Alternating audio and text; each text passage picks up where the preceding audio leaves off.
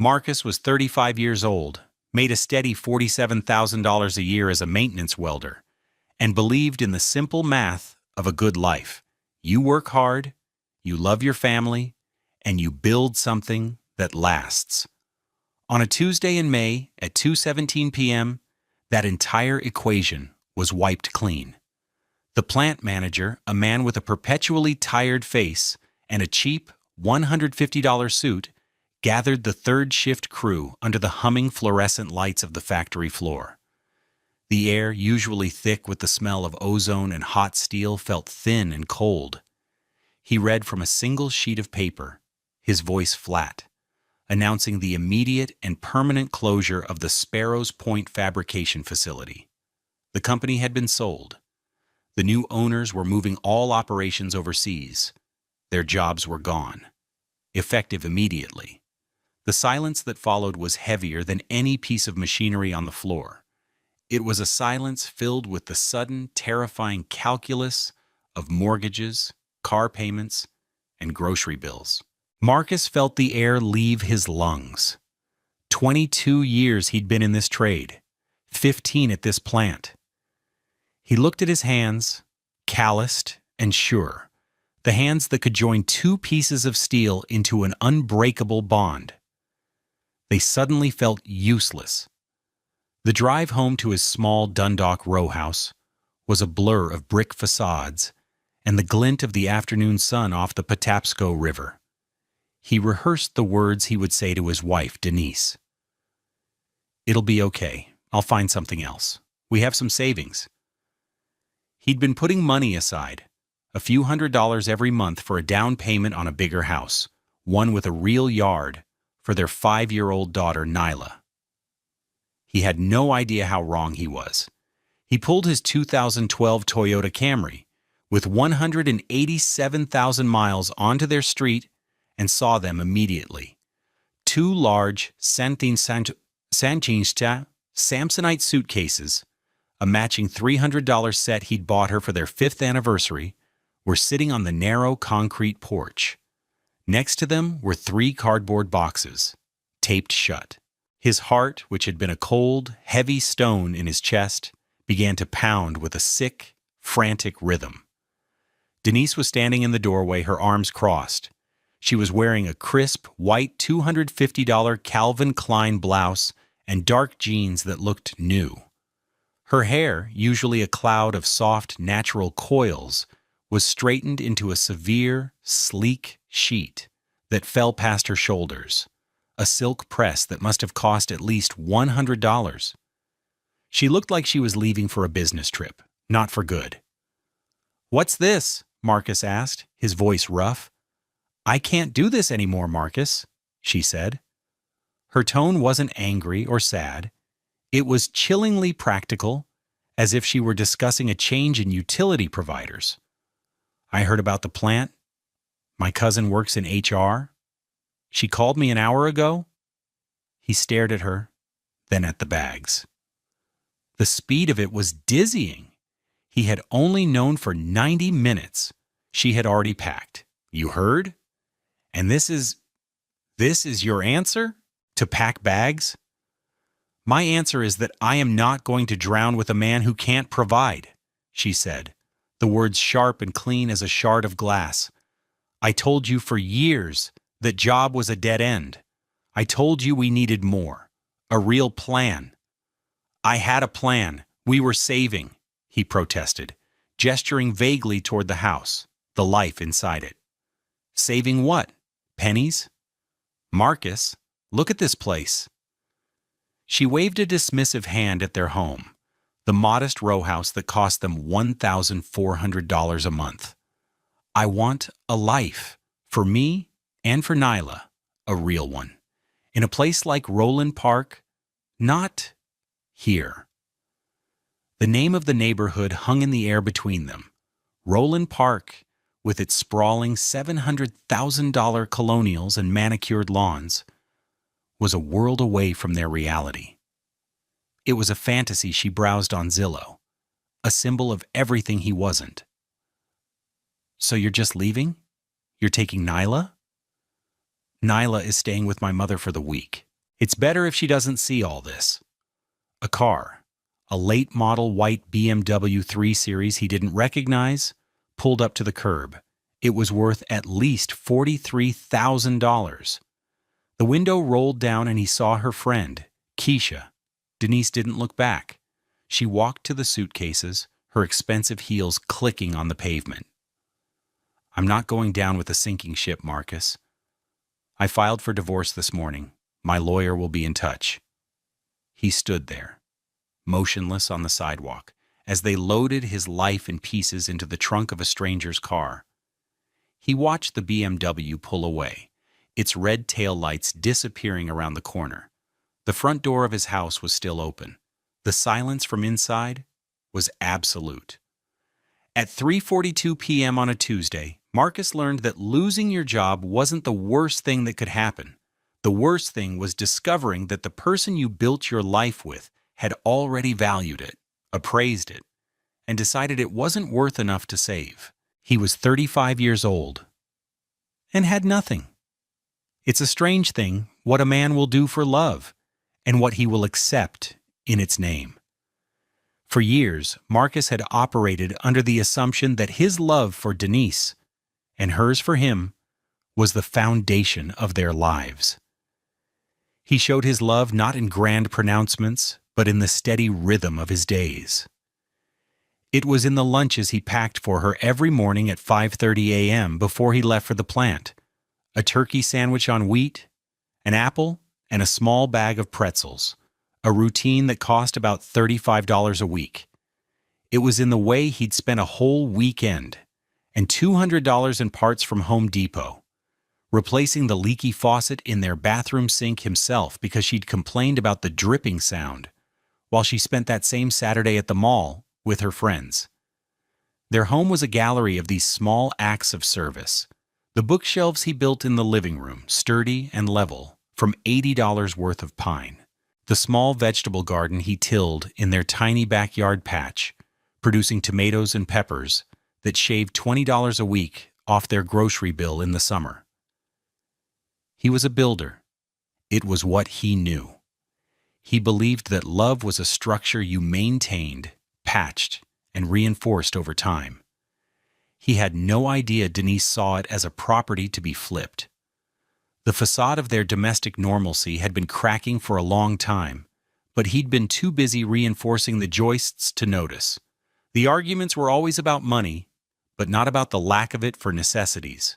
They were about the lack of it for luxuries.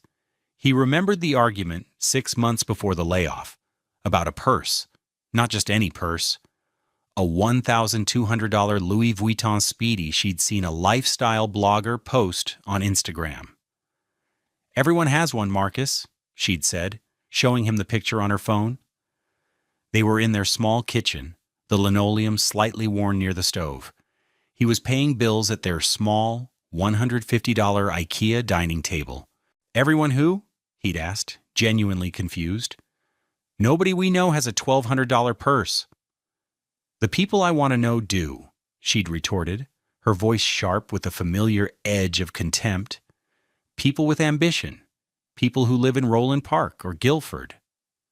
Not people who are content to fix pipes for a living." It wasn't the first time she'd used his job as a weapon. He was a maintenance welder, a master of his craft. But in her eyes, the dirt under his fingernails and the lingering scent of metal on his clothes were symbols of his failure. He brought home a steady paycheck, never missed a bill, and was slowly building their savings account, which had reached a respectable $12,000. But to her, his $47,000 salary was a cage. "Denise, that's 2 months of our mortgage payment for a bag," he'd said calmly, trying to inject reason into a conversation that had left logic behind. "It's not a bag. It's an investment. It's about projecting success," she'd insisted. "How are we ever supposed to get ahead if we look like we're struggling?" He looked around their clean, comfortable home. Nyla's colorful drawings were taped to the $800 Frigidaire refrigerator. A pile of her picture books sat on the coffee table. They weren't struggling, they were living. But her definition of living was different. It was a curated collection of expensive objects, a performance for an audience he didn't know and couldn't see. There were other scenes. The time her parents came for dinner, he'd spent the afternoon making his famous braised short ribs, a meal that cost nearly $60 in ingredients. As he served it, her father, a retired postal supervisor, had asked him about work. Marcus spoke with quiet pride about a complex new welding procedure he'd mastered. When he was done, Denise laughed, a light, airy sound that didn't reach her eyes. Basically, he works in a loud, dirty factory all day, she'd said to her mother, as if translating a foreign language. But the benefits are decent.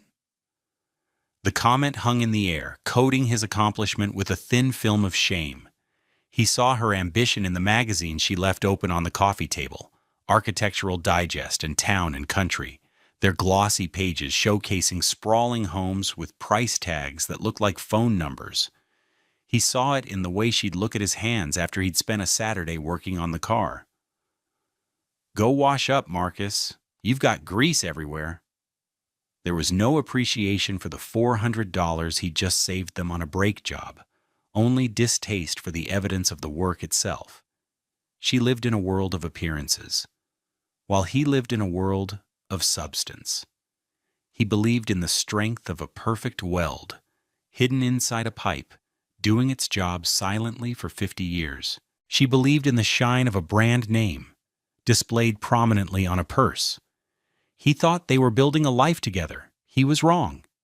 He was just the scaffolding, and she had been planning her own, more glamorous structure all along, waiting for the right moment to tear his down. The first 2 weeks after Denise left were a thick, disorienting fog. The silence in the row house was the loudest thing he'd ever heard. He'd walk into a room and expect to see her, only to be met with an emptiness that felt like a physical presence. He took care of Nyla, who had returned from her grandmother's house confused and quiet. He answered her simple, heartbreaking questions with gentle lies. "Mommy's on a long trip for work, sweetie." Then the phone calls began, and the fog started to burn away, replaced by the sharp, acrid smoke of betrayal. The first call was from his own mother. "Marcus, what in the world is going on?" "Loretta just called me," she said, her voice tight with worry. Loretta was Denise's aunt, the family's self-appointed matriarch and chief gossip. "She said you packed your bags and walked out on Denise and that poor child." Marcus felt a cold dread creep up his spine. "What? No, Mama. That's not what happened. She left me the day I got laid off." "Well, that's not the story she's telling," his mother said, a hint of doubt in her voice that cut him to the bone. "She told Loretta you've been distant for months, that you have a temper, and that you just couldn't handle the pressure of losing your job, so you ran away." A temper? He couldn't remember the last time he'd raised his voice. He was the calm one, the steady one. The accusation was so outrageously false, it left him speechless. Over the next few days, the lie grew, spreading through their community like a virus. He got a call from a deacon at their church, a man he respected, offering to counsel him about his responsibilities as a husband and father. The following Sunday, he made the mistake of going to church alone. He thought the familiar hymns and the warmth of the congregation would be a comfort. Instead, he felt 100 pairs of eyes on him. People who had known him for years, who had broken bread with him, now looked at him with a mixture of pity and judgment. He saw whispers exchanged behind cupped hands. During the greeting period, where people usually moved about the pews to shake hands and hug, he was an island. A few people gave him a hesitant, brief handshake, their eyes averted. Most just passed him by. Pastor Evans, a man with a powerful voice and what Marcus had always believed was a compassionate heart, gave him a brief, tight nod from the pulpit, his gaze laced with disappointment. The shame was a physical weight pressing down on his shoulders. He left before the benediction, slipping out a side door. Denise, meanwhile, was constructing her new narrative online. Her social media, once filled with filtered family photos, became a chronicle of her supposed hardship and brave recovery. She posted a picture of herself, her expression somber, with a caption, "Sometimes you have to be strong enough to start over for the sake of your children. Pray for us." The comments poured in. "You're so brave, girl. He never deserved you. A man who abandons his family is no man at all." Then came the texts from her. They were not conciliatory.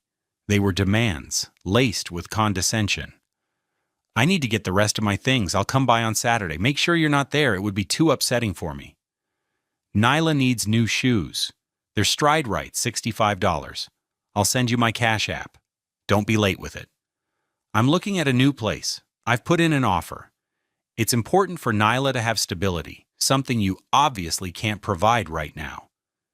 Each message was a small, calculated twist of the knife. She was erasing him, recasting him as the villain in a story she was writing for a rapt audience. The cruelty wasn't just in her leaving, it was in the systematic, public demolition of his character. He saw a photo she was tagged in, standing beside a man in a crisp suit. The two of them smiling in front of a grand brick colonial in Roland Park. The caption from her friend read, "Celebrating Denise's new chapter in her beautiful new home. Hashtag new beginnings, hashtag Roland Park living." The house was enormous, a palace of old money and established success. The Zillow estimate for that property was $720,000.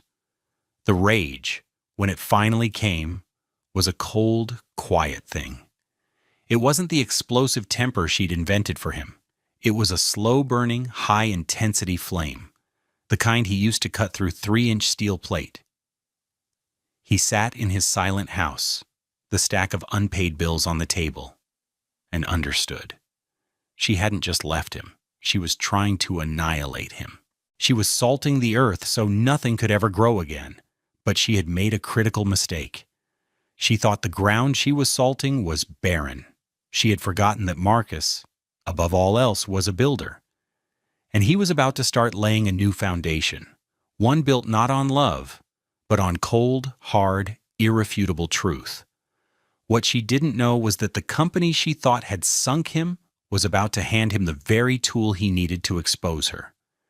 The outrage accumulated in layers like sedimentary rock. Each new text, each sympathetic but misinformed phone call, each pitying glance was another layer of pressure. He felt himself being compressed, hardened.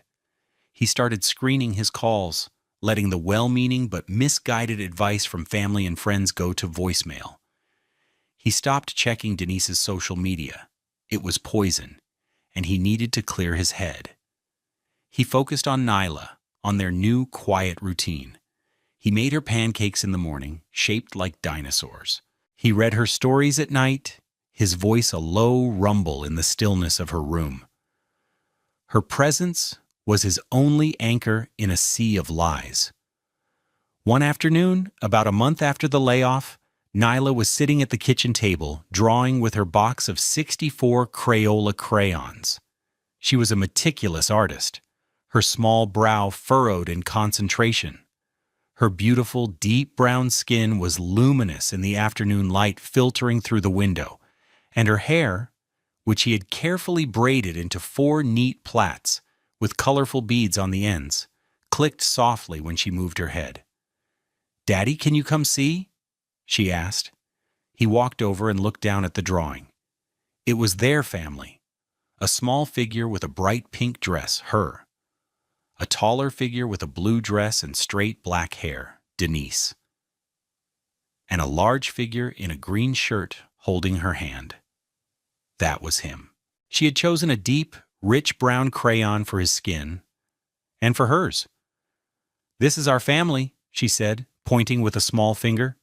"You and me, and Mommy." He felt a pang in his chest so sharp it almost made him gasp. In her 5-year-old mind, the family was still whole. "That's beautiful, sweetie. You made us look so happy." "We are happy," she said matter-of-factly. Then she looked up at him, her dark eyes wide and serious. "When is Mommy's trip over?" "Soon," he whispered, the lie tasting like ash in his mouth. He held the drawing, the paper flimsy in his calloused hands. This was what Denise was trying to destroy. Not just his reputation, but this innocent, perfect image of their family. This was the foundation. This was what mattered. The cold flame inside him burned a little hotter. He would not let her lie be the final story told about their family. He would not let her turn Nyla's beautiful drawing into a fantasy.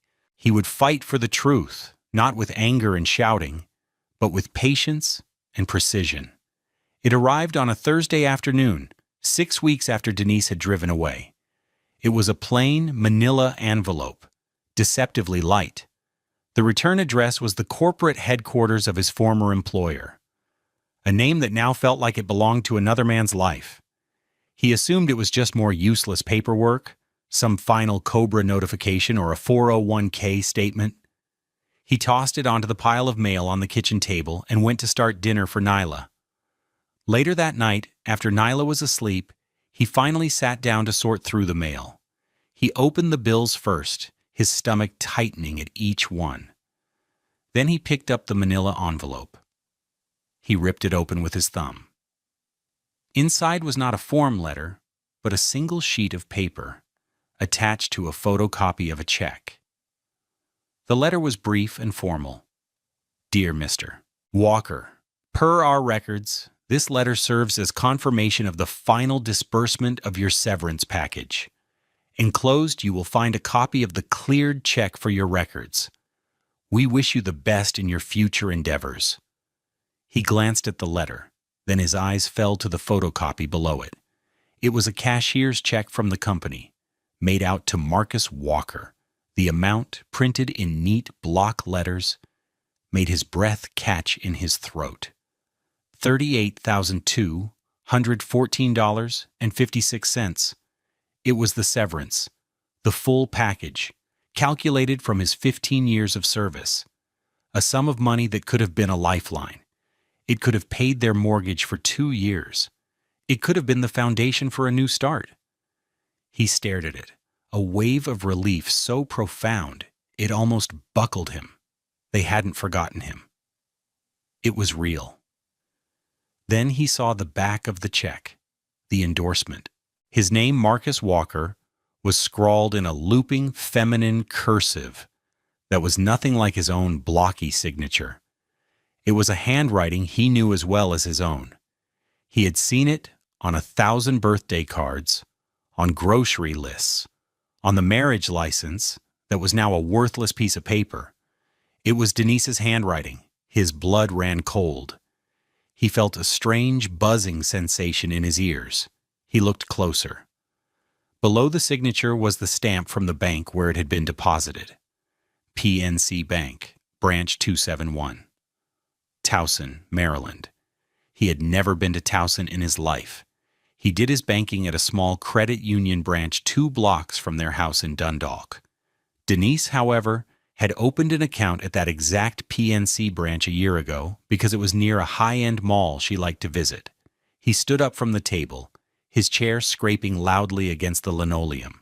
He walked to the drawer where he kept his checkbook and pulled out an old, canceled check. He placed it next to the photocopy.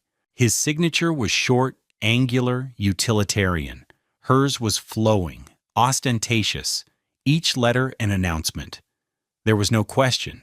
It wasn't even a good forgery. She hadn't even tried to mimic his hand. She had just signed his name in her own writing, confident that he would never see it, that he would assume the check was lost in the mail. Another piece of bad luck for the man she had left behind. She had stolen $38,000 from him. The betrayal was so immense, so audacious, it was almost sublime. It went beyond the lies, beyond the public humiliation. This was a calculated criminal act. This was grand larceny. She hadn't just left him. She had plundered the wreckage. She had taken the last resource he had to rebuild his life and used it to finance hers. the Roland Park house, the new clothes, the dinners out. It was all funded by his 15 years of sweat and labor. He stood in the silent kitchen, the photocopy trembling in his hand. The fluorescent light above hummed, the same sound as the lights in the factory on the day it all ended. In that moment, the grief and the confusion he'd been swimming in for weeks evaporated. The hurt was still there, a deep tectonic ache, but it was now overlaid with something new, a cold, diamond-hard clarity. He was no longer a victim. He was a man with evidence. The rage was gone, burned out and replaced by an icy calm. He wasn't dealing with a broken marriage anymore.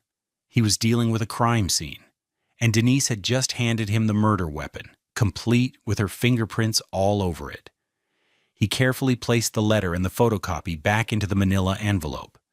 He walked to the bookshelf he'd built and tucked it inside a thick book on metallurgy. It was safe. The planning had begun. She had no idea what was coming.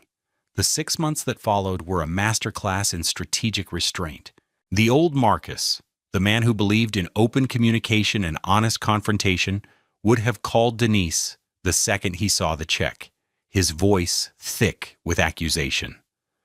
The new Marcus knew that was a fool's move. An emotional outburst would give her time to hide, to spin a new story, to move the money. No, the only way to fight a fire fueled by lies was to cut off its oxygen supply. Silence. He began to play a part. He was the defeated man, the humbled father, just trying to get by. When she called, he answered, his voice deliberately weary. When she texted demands for money, he complied, sending the $65 for Nyla's shoes from his dwindling unemployment benefits. Each transaction was a small, bitter pill, but also another piece of evidence. He kept meticulous records. "Did you ever hear anything about that severance check?" he asked her one Tuesday morning during a tense 3-minute phone call about Nyla's preschool schedule. He kept his voice casual, a man grasping at straws. There was a fractional pause on her end. "No, Marcus, I told you," she said, her voice dripping with condescending pity. "You should call them. You need to be more proactive about these things. No one is going to do it for you." "Yeah, you're right," he said, the lie smooth and easy on his tongue. "I'll get around to it." The casual cruelty of her lie was breathtaking.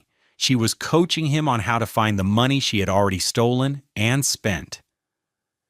He hung up the phone, his hand steady.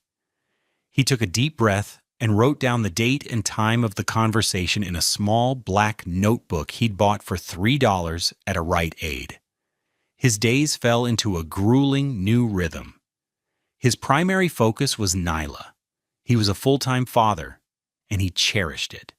He packed her lunches, walked her to the bus stop, and helped her with her art projects. Their bond deepened in the quiet space Denise had vacated. But after he tucked her into bed at 8:30 p.m., his second day would begin. He converted their small one-car garage into a workshop. He sold his old collection of vinyl records and a few pieces of furniture to afford a used Miller TIG welder, a solid machine that cost him $1,800.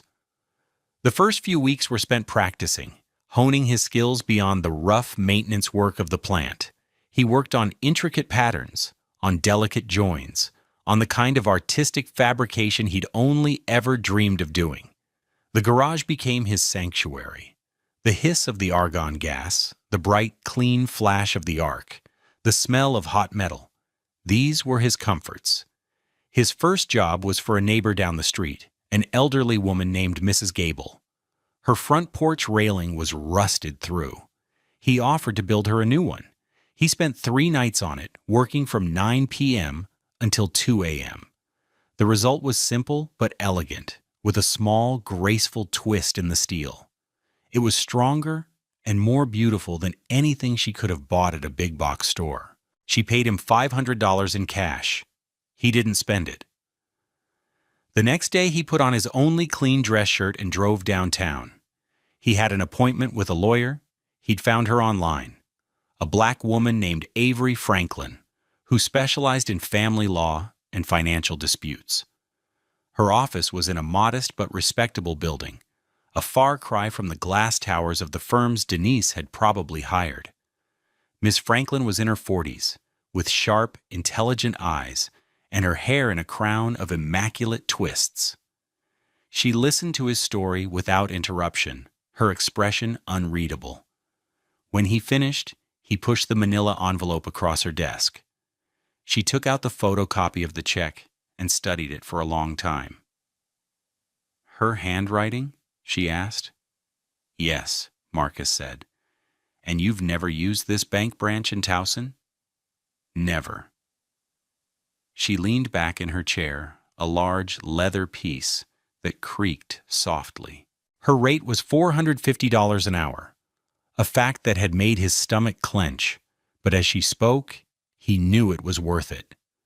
"Mr. Walker," she said, her voice calm and precise, "this is a textbook case of forged endorsement and bank fraud. It's a felony. The lie she told your church and family is slander. The emotional distress is significant. We have a case, a very strong one." She laid out the plan. It was not about revenge. It was about accountability. Step 1, do not alert her.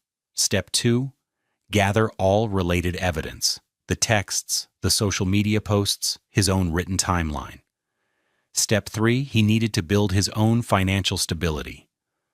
A judge is more sympathetic to a man who is fighting for his future, not just punishing his past, she explained. That night, the purpose of his 3 a.m. welding session shifted. It was no longer just therapy. It was his legal fund. It was his new life. He started posting pictures of his work on a simple Instagram page, the railing for Mrs. Gable, a small decorative gate, a set of custom shelf brackets. A local contractor who specialized in renovating historic homes in Federal Hill saw the page. He was impressed by the clean welds and the artistic detail. He commissioned Marcus to build a complex curved staircase railing for a $1.2 million renovation project. The contract was for $15,000. Marcus worked with a feverish intensity. Nyla's innocent question one morning broke his heart and strengthened his resolve in equal measure. She padded into the kitchen while he was making coffee, rubbing sleep from her eyes. "Daddy," she whispered, her voice thick with sleep, "why do you work when the moon's out?" He knelt down and hugged her. "Because Daddy's building something new, sweetie, for us."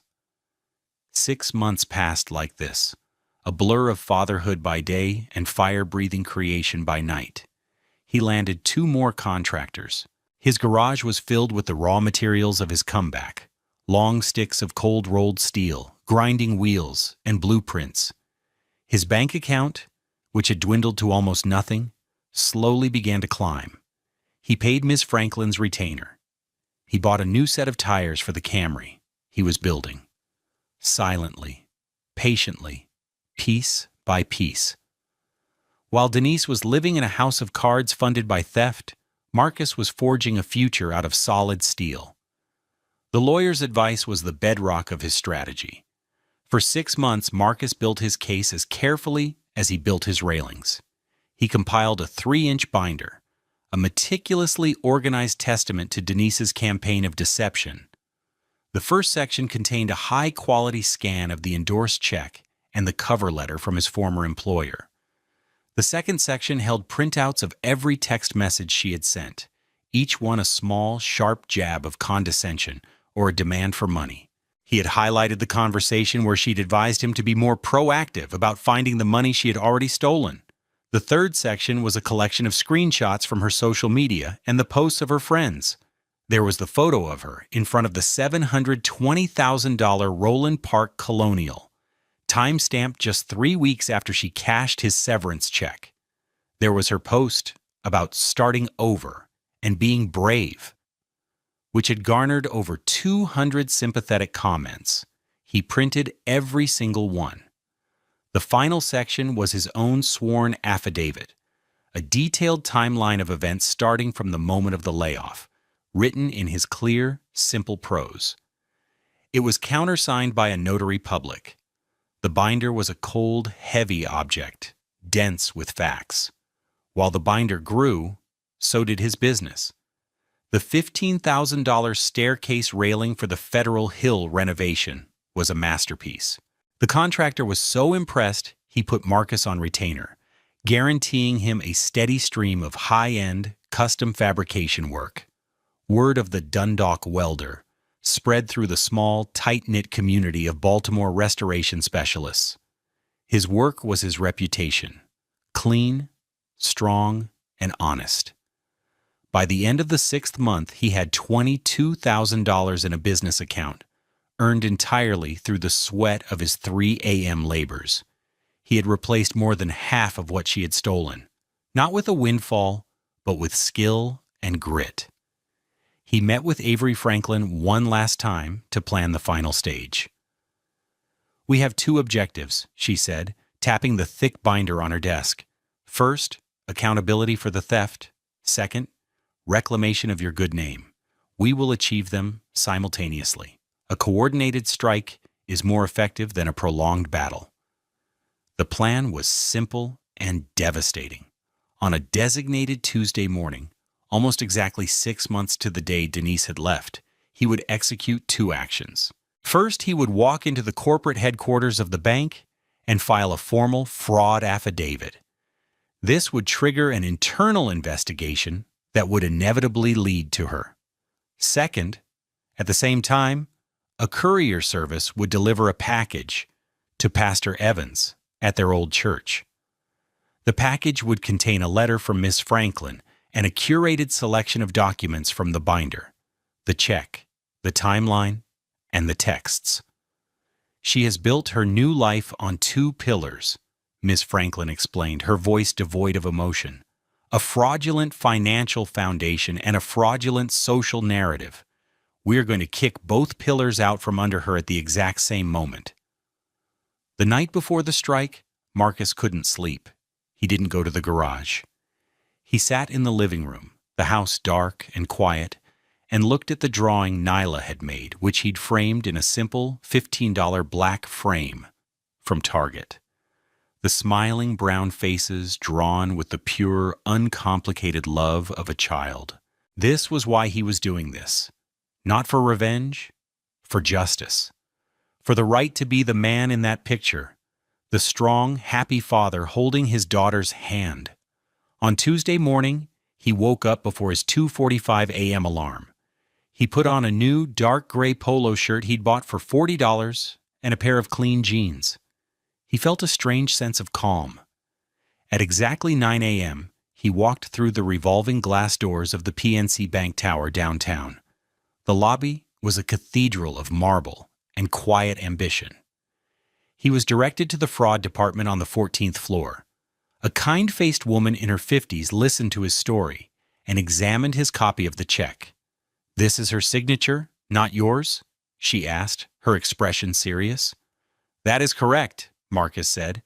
"And you are willing to sign an affidavit to that effect under penalty of perjury?" "Yes, I am." As he signed the paperwork, he imagined the courier across town, handing a similar package to the church secretary. The fuse had been lit. The rest of the day was surreal. He picked Nyla up from school. They went to the park. He made spaghetti for dinner. He was just a father, living his life. He was playing dumb one last time, but now the play was for himself, a way to keep the gravity of the day at bay. The first call came at 4:52 p.m. It was an unknown number. He let it go to voicemail. A minute later, his phone buzzed again.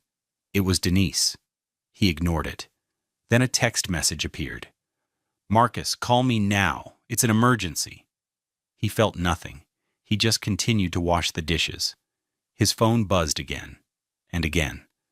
A cascade of voicemails and texts began, a real-time record of a world collapsing. He didn't listen to them yet. He would wait. He would let the consequences marinate. He dried the last dish, turned off the kitchen light, and went to read Nyla a bedtime story. The chaos could wait. His peace could not. Later that night, long after Nyla was asleep, he sat at his kitchen table and finally played the messages. The first voicemail was from Pastor Evans, his voice strained and confused.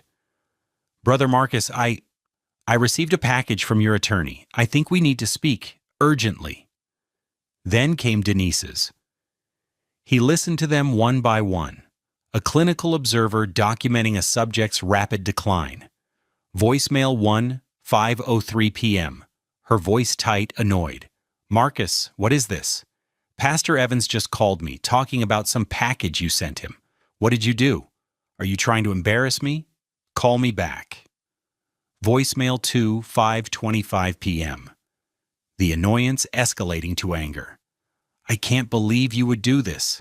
After everything, you're trying to turn the church against me? With a bunch of lies? I needed that money for Nyla, for her stability. You were just going to waste it feeling sorry for yourself." Voicemail 3, 6:14 p.m. The anger replaced by a high-pitched panic. "The bank just called me, Marcus. The bank? They froze my account. They're talking about an internal fraud investigation. What did you do? You told them I took it? You're trying to ruin my life." Voicemail 4, 7:30 p.m. Her voice cracking, pleading. "Okay, Marcus. Please just call me. We can fix this. It was a mistake.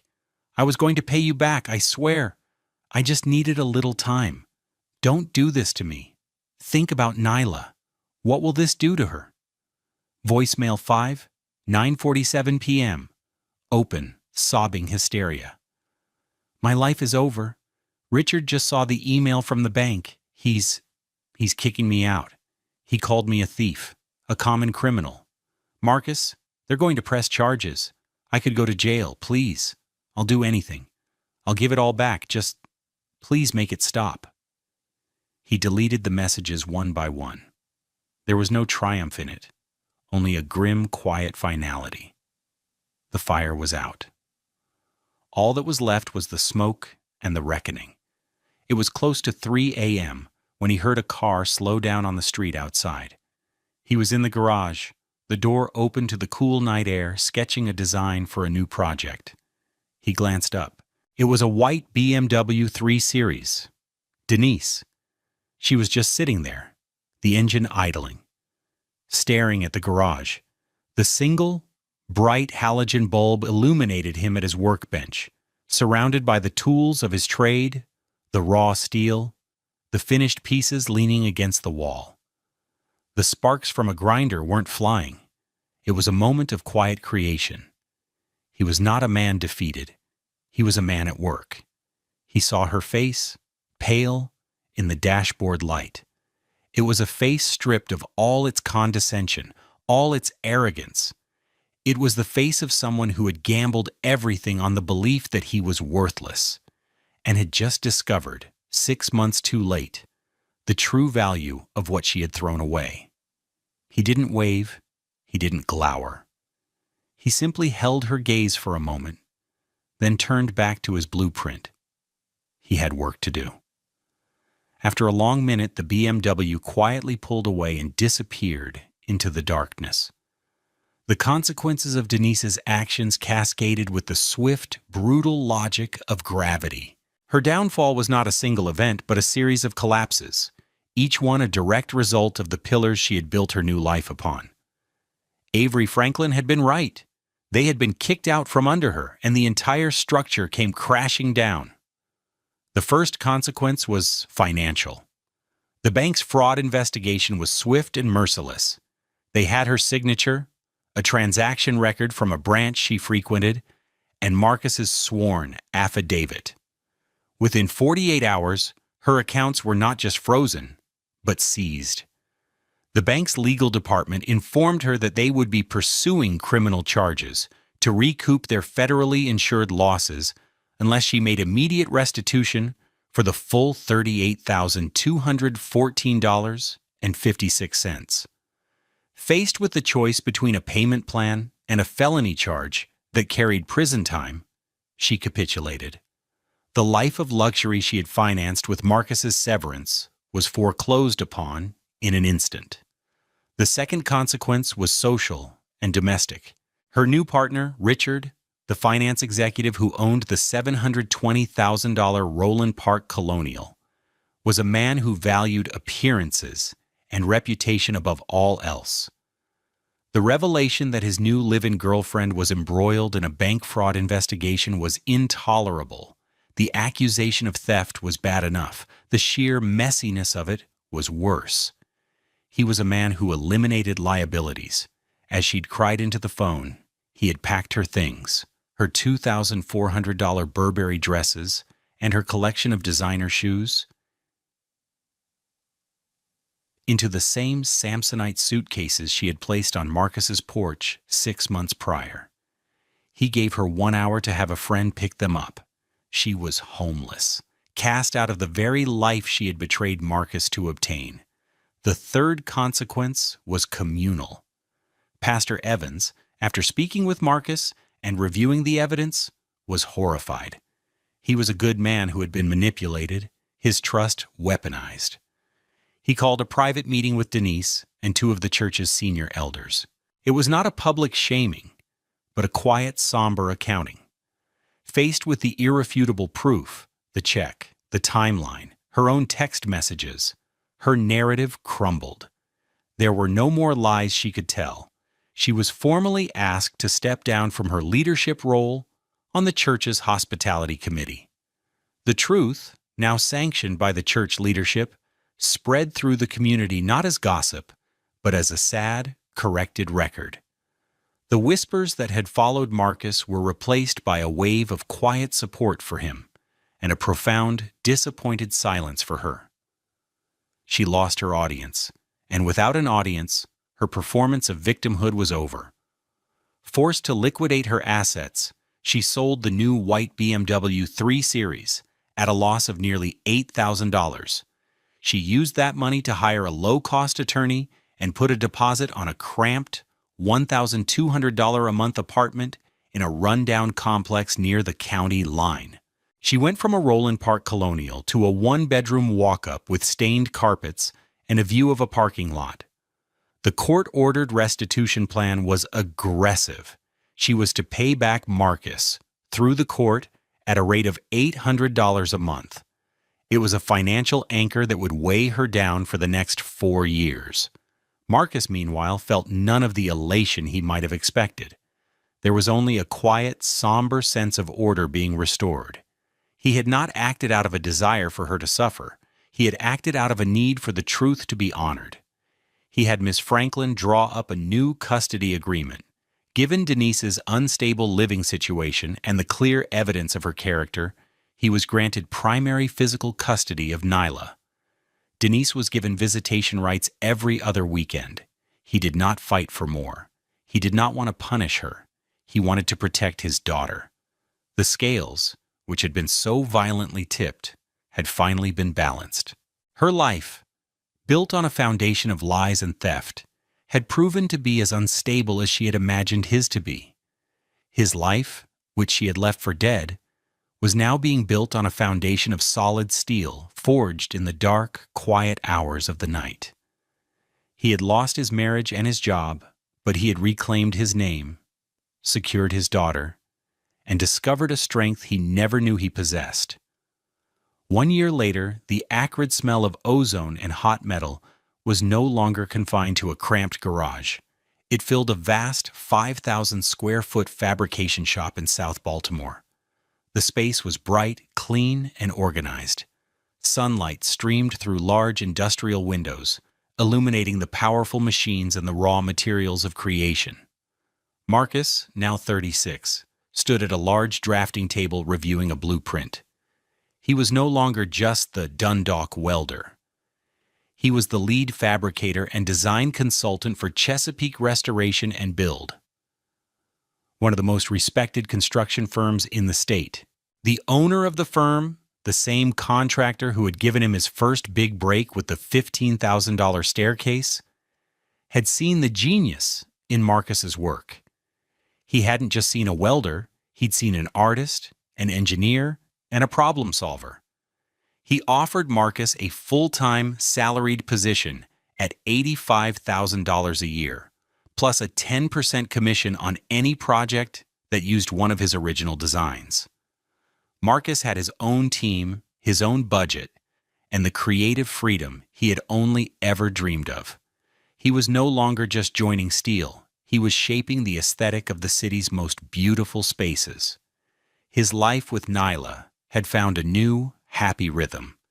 He had used the money from his business and the first few months of his new salary to buy their own home. It wasn't a sprawling colonial in Roland Park. It was a slightly larger, beautifully maintained brick row house in Hampton, a vibrant neighborhood known for its local shops and strong sense of community. It cost him $240,000. It had a small but sunny backyard where he had built a magnificent garden box, and Nyla, now 6, was growing her own patch of strawberries.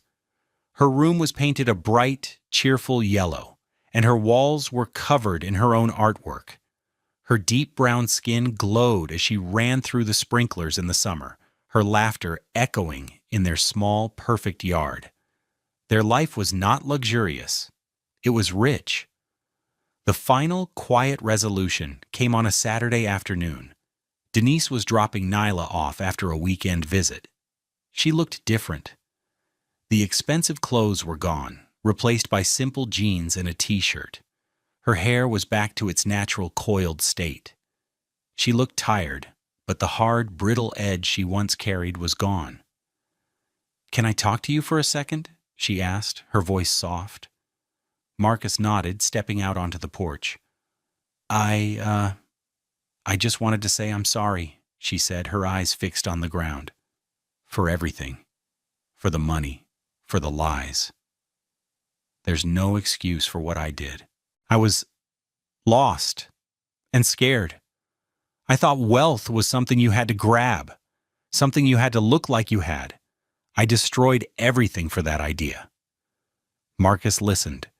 The anger he once felt was long gone, replaced by a kind of distant sadness. "I know," he said simply. He saw the flicker of hope in her eyes, the question she was afraid to ask. He had to be clear, not for her, but for himself. "I forgive you, Denise. I do. For my own peace, I have to. But what we had is over. This is my life now." He gestured back toward the open door of his home, where he could hear Nyla chattering away to her dolls. She nodded, a single tear tracing a path down her cheek. "I know. You've built something good here, Marcus." "Yes," he said. "I have." She left without another word. It was not a reconciliation. It was a closing statement. The true epilogue, the moment that defined his entire journey, came a few weeks later at Nyla's school. It was What Our Parents Do Day, hour. The classroom was filled with firefighters, doctors, and office workers. When it was Nyla's turn, she walked to the front of the room, her beaded braids clicking softly. She carefully unfolded a piece of drawing paper. It was a new picture of her family. This time it was just 2 figures. A small girl with a bright yellow dress and a tall, smiling man standing next to her. The man was wearing a blue work shirt and a funny-looking helmet, and all around him were bright orange and yellow sparks, drawn with furious energy. She had used a deep, beautiful brown crayon for his skin, and a lighter brown for her own. Her father, a proud black man, a creator. She held up the drawing for the class to see. "This is my daddy," she announced, her voice clear and proud. "His name is Marcus. He's a builder. He builds things with fire to keep people safe and make houses beautiful." Marcus, watching from a small chair in the back of the classroom, felt a warmth spread through his chest that had nothing to do with a welding torch. A single tear escaped and traced a path down his cheek. He wiped it away, a smile spreading across his face. We spend so much of our lives being told that wealth is about what we can acquire, what we can show off, what we can buy. We're told it's in the price tag of a car, or the address of a house. But that day, sitting in a tiny chair in a first-grade classroom, Marcus understood the truth. Real wealth isn't about what you can take. It's about what you can create from nothing. It's not about the house you live in. It's about the love you build inside its walls. It's the strength you forge in the fires of your darkest hours. And the quiet pride you feel when your child looks at you and sees not a provider, but a builder. What have you built when no one was watching? Let me know in the comments below, and please subscribe to Love Beyond Pride for more stories about the strength we find when we lose everything.